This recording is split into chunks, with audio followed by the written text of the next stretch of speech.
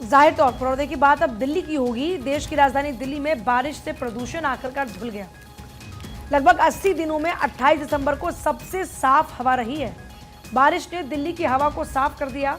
79 दिनों में पहली बार शनिवार को दिल्ली का एयर इंडेक्स 200 से नीचे मध्यम श्रेणी में पहुंचा। इससे पहले 14 तारीख को एयर इंडेक्स मध्यम श्रेणी में 193 था। इसके बाद प्रदूषण का जो स्तर था वो फिर बढ़ा। 16 दिसंबर को औसत एयर इंडेक्स 379 पहुंच गया। और कुल मिलाकर अब लोगों को राहत मिलती नजर आ रही है, क्योंकि आपने देखा कि दिवाली से पहले लोगों की परेशानियां बढ़ गई थी, जब दम घुटू हवा में लोगों को सांस लेने के लिए मजबूर होना पड़ा था। और लगातार आपने देखा था कि डॉक्टर्स के पास में ऐसी तादाद में मरीज बहुत ज़्यादा पहुंचे थे जिनको सांस लेने में तकलीफ हो रही थी, या फिर बहुत ज़्यादा कफ की समस्या हो रही थी, शरीर में दर्द, अकड़न जैसे भी सिम्टम्स नजर आ रहे थे इस प्रदूषण के कारण। तो ऐसी बहुत सारी परेशानियां लोगों के लिए बढ़ गई थी।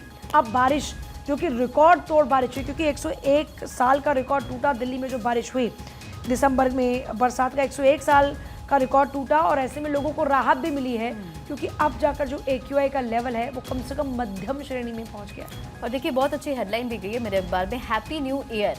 देखिए नए साल का आगाज होने वाला है और जाहिर तौर पर ठंड में इजाफा हो गया है। और अगर शनिवार का AQI हम आपको बताएं तो 139 दर्ज हुआ है, जो गंभीर स्तर से काफी नीचे आ गया। और नए साल से पहले जहां पहाड़ों पर बर्फबारी, जिसकी तस्वीर हम लगातार आपको दिखा रहे हैं, तो मैदानी इलाकों में ठंड जरूर बढ़ गई है। और दिल्ली वासी जो दोहरी मार झेल रहे थे, एक तरफ लगातार आप देखिए पॉल्यूशन और दूसरी तरफ ठंड, अब पॉल्यूशन से राहत जरूर मिली पलक।